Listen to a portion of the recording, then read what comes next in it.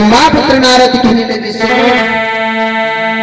बोला कागर साथी भाई और कैसो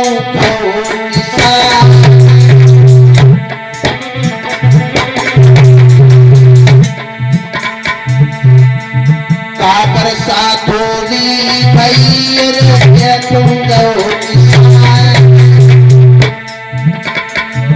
काशई बीज बंदर करो कहार की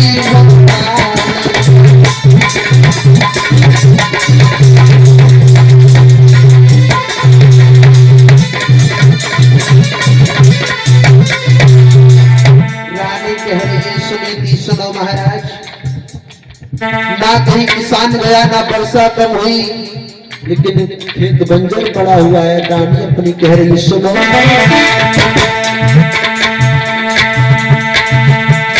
नावर साथोली भई और नहीं को किसान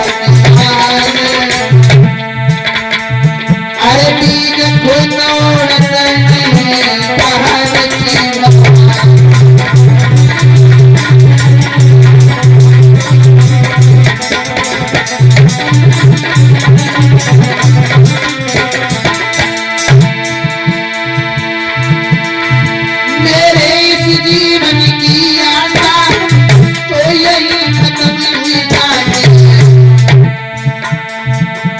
कोई लोग सुन जनो बाकी तो भूमि मिटाती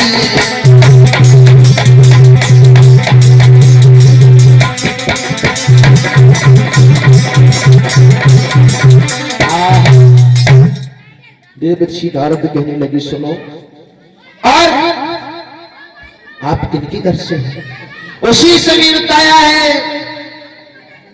कहने लगी सुनो तो नहीं बताया तुम्हें नहीं पता है महाराज मैं बता रही हूं।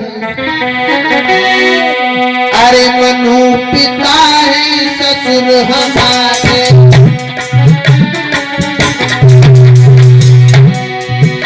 अरे मनु पिता है ससुर हमारे अरे उत्तर पाट तेरे घर माते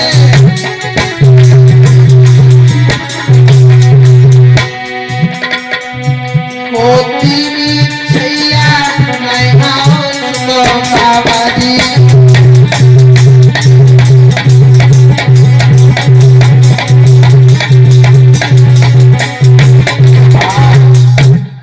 मनु पिता है जो हमारे ससुर हैं उत्तान पाक हमारे पति हैं। उसी समय कहा है जाओ तुम घर लौट जाओ और सुनो मेरी बात के लिए क्या महाराज कहने लगे मेरी बात को सुनो तुम घर लौट जाओ तुम्हारे गोदी में एक पुत्र अवश्य आ जाएगा। उसी समय कहा है 6 महीना हो गए पति की सूरत के लिए नहीं देखा है पुत्र आएगा तो आएगा कहां से। उसी समय सुनीति के लिए बताने लगी महाराज देवर्षि नारद क्या बताया है उन्होंने कि घर लौट जाओ।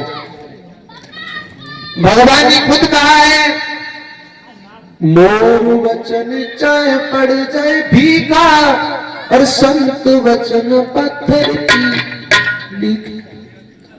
भगवान ने कहा है मेरे वचन में फर्क पड़ सकता है संत के वचनों में फर्क नहीं पड़ सकता।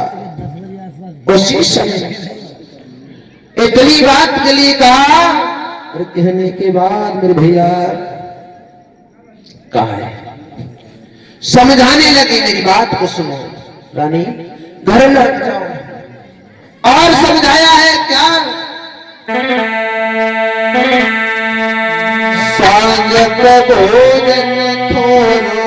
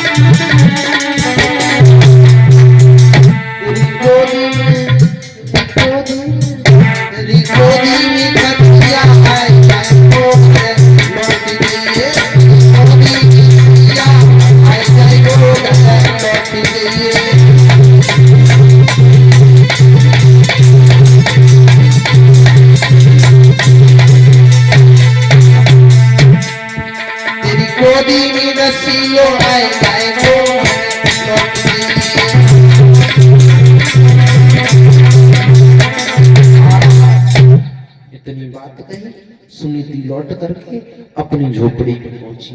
जा रहती थी समझती थी। इधर महाराज